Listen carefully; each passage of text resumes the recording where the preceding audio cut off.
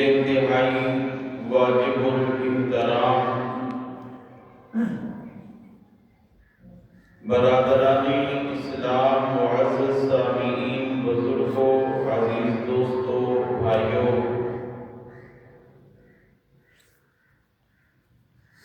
قرآن مجید فرقان حمید میں سے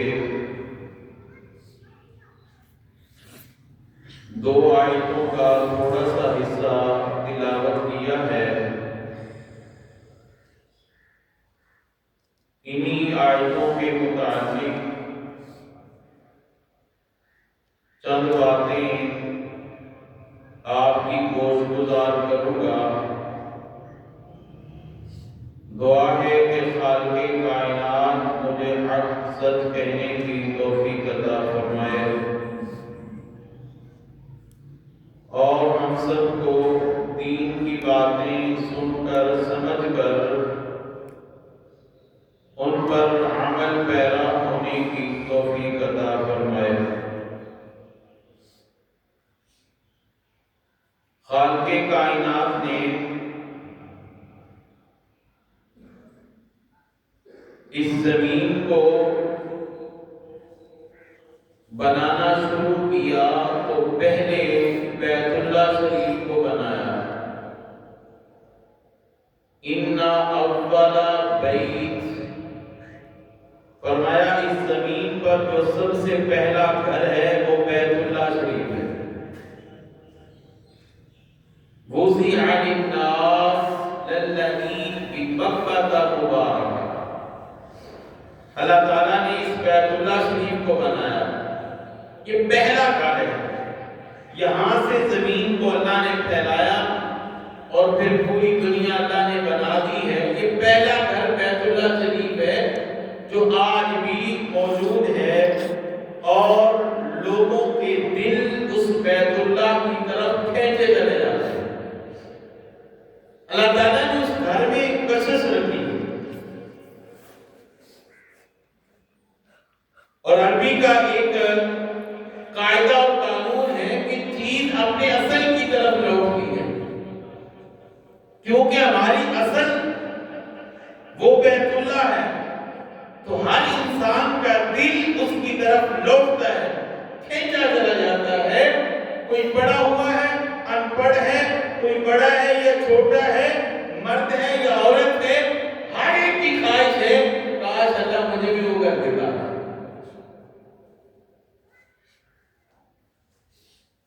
اس کی وجہ یہی ہے کہ اللہ تعالیٰ نے اس کو پہلے بنایا۔ زمین وہاں سے مٹی وہاں سے بنی اور زمین کو اللہ نے وہاں سے پھیلایا اور پہلا گھر بنایا، تو ہر انسان کی کشش اس گھر کی طرف لوٹ گئی۔ آگے اللہ تبارک و تعالیٰ فرما رہے ہیں وَأَتِمُّوا الْحَجَّ وَالْعُمْرَةَ لِلَّهِ، کہ اپنی حج اور عمرے کو پورا کرو۔ وَأَتِمُّوا الْحَجَّ وَالْعُمْرَةَ لِلَّهِ، اللہ کے لیے حج کرنا ہے تو وہ بھی کس کے لیے؟ اللہ کے لیے کرنا ہے، اور عمرہ پورا کرنا ہے تو وہ بھی اللہ کے لیے کرنا ہے۔ کوئی اور نیت نہ ہو کہ لوگ مجھے حاجی صاحب کہیں، لوگ مجھے کہا بھائی بڑا اللہ کا نیک بندہ ہے بھائی عمرہ کر کے آیا حاجی صاحب، یہ نیت نہ ہو۔ بعض لوگوں کی عادت ہوتی ہے ہر ایک سے پوچھتے ہیں بھائی تو نے عمرہ کیا ہے؟ کہے گا نہیں یار میں نے بھی کیا ہوا ہے، لوگوں کو بتانے کے لیے۔ لوگ مجھے کہیں یار بڑا عجیب ہے، بڑا نمازی ہے، عمرہ کر کے آئے، جان بوجھ کے بات چھیڑ دیں گے، جان بوجھ کے تذکرے کریں گے، وہ لوگ کہیں گے بھائی حاجی صاحب نہیں ہوئی۔ یہ نیت نہیں ہونی چاہیے۔ اللہ تعالیٰ کو نیت مقصود ہے کہ نیت کیا؟ انما الاعمال بالنیات، انسان کے اعمال کا دار و مدار ہوتا ہی نیت پر ہے۔ جیسی نیت کرے گا ویسے ملے گا۔ اگر ہم نے حج اور عمرہ کرنے کے لیے نیت یہ کرنی ہے کہ اللہ میرے سے راضی ہو جائے، اور یہ سفر بڑا مبارک ہوتا ہے عمرے والا، حج والا۔ نبی کریم صلی اللہ علیہ وسلم جب مکہ مکرمہ میں تھے صلی اللہ علیہ وسلم اکثر طواف کیا کرتے تھے بیت اللہ شریف کا، صفا مروا کی سعی بھی کرتے تھے، دوڑ بھی لگاتے تھے۔ اور جب آپ صلی اللہ علیہ وسلم ہجرت فرما کر مدینہ منورہ تشریف لے گئے تو نبی کریم صلی اللہ علیہ وسلم نے حج کے لیے ایک سفر فرمایا، حج کے لیے ایک سفر فرمایا اور عمرے کے لیے 2 سفر فرمایا۔ اسپیشل مدینہ منورہ سے آپ عمرے کے لیے تشریف لائے، یہ 2 سفر آپ صلی اللہ علیہ وسلم نے عمرے کے لیے کیے۔ تو عمرہ کرنا یہ سنت ہے۔ بعض لوگوں نے ایک مسئلہ کہہ دیا ہے کہ جو عمرہ کر لے اس پہ حج فرض ہو جاتا ہے، یہ مسئلہ نہیں ہے، یہ مسئلہ نہیں ہے، شریعت کا ایسا کوئی مسئلہ نہیں۔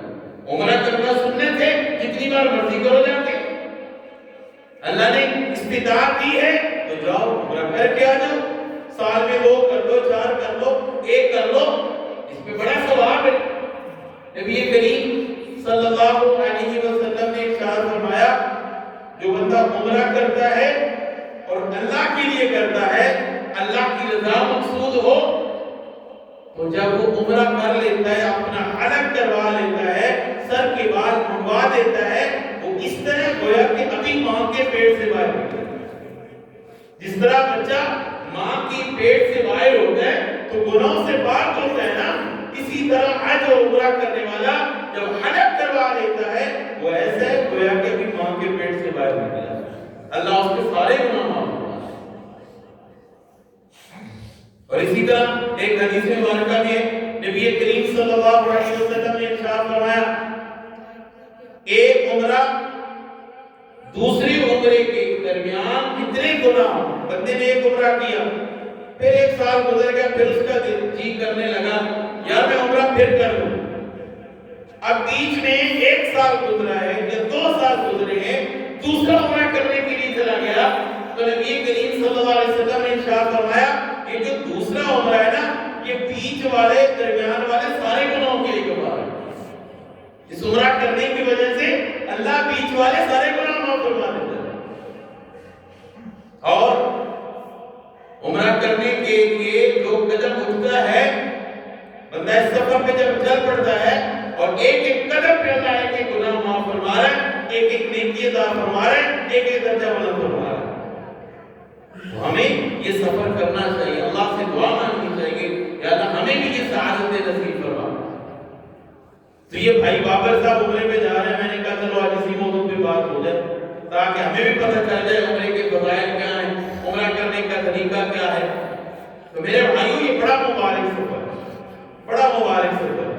دیکھو نا جنہوں نے کیا ان کی تو دل کھینچتے ہی کھینچتے ہیں، جنہوں نے نہیں کیا ان کے بھی کھینچتے کہ نہیں، ان کے بھی دل کھینچتے ہیں یار یہ ہمیں بھی مبارک سفر موقع مل جائے، اللہ ہمیں بھی لے جائے اور بیت اللہ شریف کی سعادتیں ہم بھی کریں، زیارتیں کریں، طواف کریں اور روضہ اقدس صلی اللہ علیہ وسلم پر پہنچ کر ہم بھی درود پاک پڑھیں۔ ہمارا بھی دل کھینچتا ہے، سب کا کھینچتا ہے۔ یہ اللہ تعالیٰ نے اتنا مبارک سفر رکھا ہے، وہاں پہ سکون چین والی زندگی ہے، اور یہ وہ مبارک شہر ہے بیت اللہ شریف کا جہاں نبی کریم صلی اللہ علیہ وسلم کی ولادت با سعادت ہوئی۔ آپ نے بچپن وہاں گزارا، لڑکپن گزارا، جوانی گزاری وہاں پہ، اور یہ وہ مبارک جگہ ہیں جہاں حضور علیہ السلام پھرا کرتے تھے، مبارک گلیاں ہیں جن گلیوں میں حضور علیہ السلام چلا پھرا کرتے تھے، ان کا دیکھنا بھی عبادت ہے، ان گلیوں کا دیکھنا، اس شہر کا دیکھنا، اس گھر کا دیکھنا، وہاں کا ماحول دیکھنا وہ بھی عبادت ہے۔ تو میرے بھائیوں یہ سفر کوئی عام سفر نہیں ہے۔ اب عمرے میں 2 فرض ہیں 2 واجب ہیں، یہ طریقہ میں بتا دوں تاکہ اللہ ہمیں سب کو لے جائے، اور طریقے کا تو پتہ ہونا چاہیے کہ نہیں، عمرے کا طریقے کا میں پتہ ہونا چاہیے، کب بلاوا آ جائے، کب بلاوا آ جائے اور بندہ یہاں سے اٹھ کے اللہ کے گھر میں پہنچ جائے، یہ تو قبولیت ہے، اللہ جس کو قبول کر لے گا اس کے لیے پھر پیسے جیسے کوئی اہمیت نہیں رکھتے۔ بندہ کہ یار میرے پاس پیسے ہوں پھر میں عمرے پہ جاؤں، بہت سارے ایسے ہیں جن کے پاس 1 روپیہ نہیں ہوتا، غریب لوگ ہوتے ہیں، لیکن اللہ ان کو اٹھاتا ہے اور اپنے گھر بلا لیتا ہے۔ یہ تو دل سے نکلتی جو اللہ کے ہاں قبول ہو جاتی ہے۔ ہم دل سے اللہ سے مانگیں اللہ ہمیں بھی اس سفر کے لیے، حرمین شریفین کی زیارت کے لیے ہمیں بھی قبول فرمائے۔ تو عمرہ میں دو فرض ہیں. کتنے فرض ہیں؟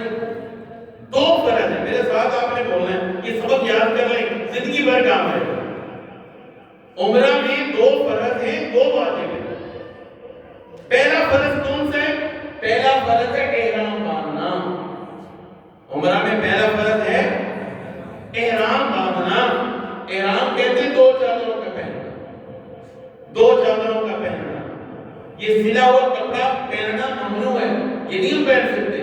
ٹوپی بھی سلی ہوئی نہیں پہن سکتے, یہ بھی ممنوع ہے. ہم اللہ کے گھر جا رہے ہیں بیت اللہ شریف کی زیارت کے لیے, عمرہ کے لیے, تو اللہ تعالیٰ فرما رہے ہیں ایسے جاؤ جیسے قبر میں جا رہے ہو. ہر چیز ہوتا ہے. دو چادریں پہنو. ایک چادر ہم نے نیچے جس طرح تہمت نہیں باندھی جاتی اس طرح باندھ لینی ہے, دوسری چادر اوپر. یہ احرام ہے. پاک صاف ہو کر بال شال کاٹ کے غسل کر کے احرام باندھا جاتا ہے. عمرہ کے لیے جو جا رہے ہیں ان کو پتہ ہے, جو گئے ان کو بھی پتہ ہے. جب ہم نے ایئرپورٹ پہ جانا ہے تو وہاں جا کر پہلے غسل ہے, ناخن شاخن کاٹ لینی ہے, بال شال صاف کر لینی, اس کے بعد جو ہے نا وہ غسل کر کے پھر احرام باندھنا ہے. احرام باندھنے کے بعد 2 رکعت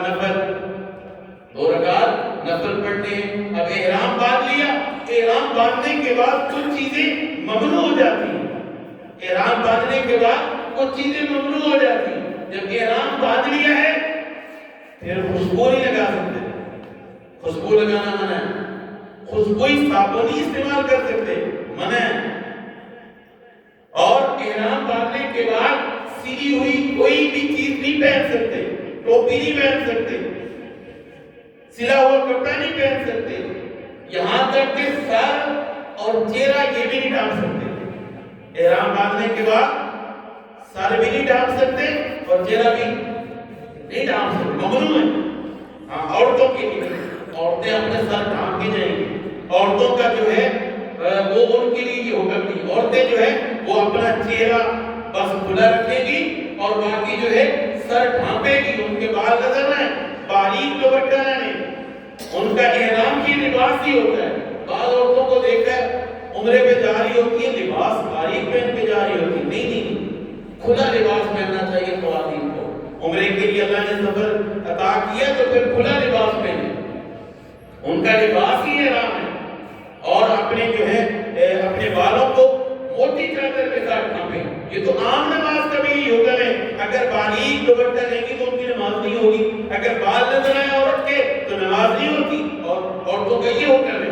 یہ تو پھر اللہ کے گھر میں جا رہی ہیں بیت اللہ شریف میں, تو وہاں پہ خواتین کے لیے حکم ہے کہ وہ موٹی چادر لیں. لیکن ان کے لیے حکم ہے وہ بھی اپنا چہرہ نہیں ڈال سکتی, چہرہ نہیں ڈال سکتی.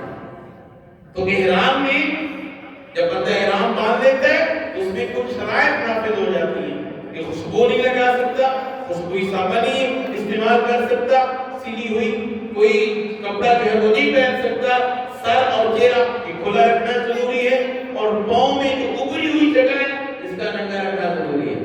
پاؤں میں اگری ہوئی جگہ ہوتی ہے نا اوپر, اس کا ننگا رکھنا ضروری ہے. جب بیت اللہ شریف کا طواف کرنے جاتے ہیں تو کینچی چپل پہنتے ہیں تاکہ وہ جگہ ننگی رہے. کینچی چپل پہنتے ہیں. تو یہ ہے پہلا فرض. میں نے بتایا عمرہ کے 2 فرض ہیں. کتنے فرض ہیں جی؟ 2. پہلا فرض ہے احرام باندھنا, یہ پہلا فرض ہے. اب جب احرام باندھ لیا, 2 رکعت نماز نفل پڑھ لیے, اس کے بعد اس کی زبان پہ تلبیہ جاری ہو جانا چاہیے. تلبیہ جاری ہو جانا, لبیک اللہم لبیک لبیک لا شریک لک لبیک ان الحمد والنعمت لک والملک لا شریک لک. یہ تلبیہ اس کی زبان پہ جاری ہو جانا چاہیے. اس سفر میں وہ تلبیہ پڑھتا ہے, لبیک اللہم لبیک, اے اللہ میں حاضر ہوں, اے اللہ میں حاضر ہوں, اے اللہ میں حاضر ہوں. تو یہ تلبیہ پڑھتا ہے. اور احادیث مبارکہ میں ہے جب وہاں پہنچے تو بیت اللہ شریف پہ جب پہلی نگاہ پڑتی ہے نا ایمان والے کی, اس پہلی نگاہ پر وہ جو دعا دل سے مانگتا ہے اللہ قبول کر لیتا ہے. جو دعا دل سے نکلے. یہ نہیں ہے ہم نے صرف اس کو تھوڑا سا نا قید کر لیا کہ جب بھی پہلی نگاہ پڑے, جب ہم پہلی نگاہ پڑے گی اللہ, جب بھی بندہ جائے. اب پہلی مرتبہ گیا عمرہ کیا پھر واپس ہوٹل پہ چلا گیا، پھر جب جائے گا نا پھر پہلی نگاہ جب پڑے گی پھر بھی جو دعا نکلے گی اللہ قبول کرے گا۔ کتنی بار جائے گا اور نگاہ پڑتی رہے گی اللہ قبول کرے گا دعا۔ اور یہ خاص کر کے عمرہ کرنے والے حضرات کی دعا لازمی کیا کریں، یا اللہ تیرے نیک بندوں نے جو خیریں مانگی ہیں یا اللہ وہ خیریں مجھے بھی عطا کر، پوری امت کو عطا کر۔ یہ دعا لازمی کرنی چاہیے، یا اللہ تیرے نیک بندوں نے جو بھی خیریں مانگی ہیں وہ ساری خیریں مجھے بھی عطا کر اور پوری امت کو بھی عطا کر۔ یہ دعا لازمی کرنی چاہیے۔ بیت اللہ شریف پہ بندہ پہنچ گیا، دوسرا فرض، پہلا فرض میں نے بیان کیا کہ عمرہ کرنے میں دو فرض ہیں، پہلا فرض احرام باندھنا، اب دوسرا فرض ہے طواف کرنا۔ دوسرا فرض کیا ہے؟ طواف کرنا۔ یہ سبق یاد کر لو، کام آئے گا۔ اللہ نے جب بلاوا دے دیا نا تو یہ سبق کام آئے گا۔ دوسرا فرض ہے طواف کرنا۔ اب طواف جو ہے یہ حجر اسود سے شروع ہوتا ہے۔ جب بندہ وہاں پہ پہنچ گیا اب طواف کے لیے جو ہے وہ ایک کندھا ننگا کرنا ضروری ہے۔ اب دایاں کندھا ننگا کر کے چادر نیچے سے نکال کے اس کندھے پہ ڈال۔ اب وہاں پہ اس حالت میں بندہ پہنچ گیا، اب وہاں پہ حجر اسود ہے، وہ حجر اسود جو جنت سے پتھر آیا ہے، یہ وہ پتھر ہے اس پتھر کو نبی کریم صلی اللہ علیہ وسلم نے چوما ہے۔ اس پتھر میں ایک تاثیر ہے، جو اس پتھر کو چوم لیتا ہے یہ اندر کے سارے گناہ کھینچ لیتا ہے۔ اس پتھر میں تاثیر ہے، تو وہاں سے عمرہ، وہاں سے طواف جو شروع کیا جاتا ہے، اور وہاں پہ جا کے ہم نے تین کام کرنے ہیں۔ تین کام، پہلا کام استقبال کرنا، دوسرا کام استلام کرنا، تیسرا کام مڑ جانا۔